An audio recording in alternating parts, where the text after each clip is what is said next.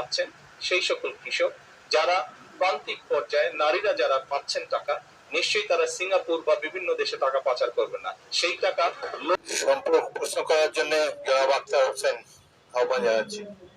আপনার মাধ্যমে মাননীয় প্রধানমন্ত্রীর থেকে জানতে চাই যে ফ্যামিলি কার্ড, কৃষক কার্ড, কৃষি কার্ড, হেলথ কার্ড যে ধরনের কর্মসূচিগুলো গ্রহণ করা হয়েছে তার ইতিবাচক কিছু দিক রয়েছে। জানার বিষয় হলো যে ঠিক কতজন ব্যক্তিকে বা পরিবারকে এই কার্ডগুলোর আওতায় নিয়ে আসা হবে, তাতে কতটুকু বাজেট বরাদ্দ করা হবে এবং সেই বাজেট বরাদ্দ সমন্বয় করতে গিয়ে মূল্যস্ফীতি, মুদ্রাস্ফীতির মতো পরিবেশ পরিস্থিতি তৈরি হওয়ার মতো পরিস্থিতি তৈরি হয়, সেটার ব্যাপারে সরকারের পরিকল্পনা কি? আপনার মাধ্যমে মাননীয় প্রধানমন্ত্রীর কাছে সে ব্যাপারে জানতে চাই। মাননীয় প্রধানমন্ত্রী। মাননীয় সংসদ সদস্য, আপনি যে প্রশ্নটি করেছেন যে কতজন মানুষের কাছে আমরা পৌঁছে দেবো, তাই তো? এবং একটি ফ্যামিলি কার্ডে আমরা রেখেছি কৃষক কার্ড যারা পাবেন সেই সকল কৃষক 2,500 টাকা পাবেন বছরে, এবং ফ্যামিলি কার্ডে যারা পাবেন তারা সে সকল নারী প্রতি মাসে 2,500 টাকা পাবেন। আমরা যেহেতু প্রতি মাসে এটিকে এক্সটেন্ড করতে থাকবো, অর্থাৎ অধিক সংখ্যক নারী কৃষক কার্ড পাবেন, অধিক সংখ্যক কৃষক কার্ড পাবেন। একবারে সবাইকে দিচ্ছে না, পৃথিবীর কোনো দেশের পক্ষে একবারে সেটি সম্ভব না করা।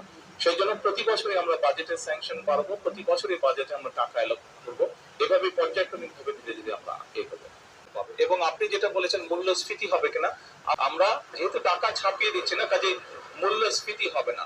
বরং আমরা মনে করি এই টাকাগুলো যখন মার্কেটে যাবে, যারা কৃষক কার্ড পাচ্ছেন সেই সকল কৃষক যারা প্রান্তিক পর্যায়ে নারীরা যারা পাচ্ছেন টাকা, নিশ্চয়ই তারা সিঙ্গাপুর বা বিভিন্ন দেশে টাকা পাচার করবে না। সেই টাকা লোকাল অর্থনীতি দিয়ে তারা খরচ করবে, এবং একজন নারী স্বাভাবিকভাবে সেটি তার সন্তানের লেখাপড়ার পিছে খরচ করবেন, অথবা সেটি তার সন্তান বা পরিবারকে একটু ভালো খাবারের ব্যবস্থা করবেন, অথবা তিনি লোকালি কোনো ছোট ব্যবসা প্রতিষ্ঠান গড়ে তুলবেন। ফলে যেটা হচ্ছে, যেই টাকাটা সরকারের কাছ থেকে তার কাছে যাচ্ছে সেই টাকাটা লোকাল ইকোনমিকে শক্তিশালী করছে, লোকাল ইকোনমিতে সেটি রোটেট করছে।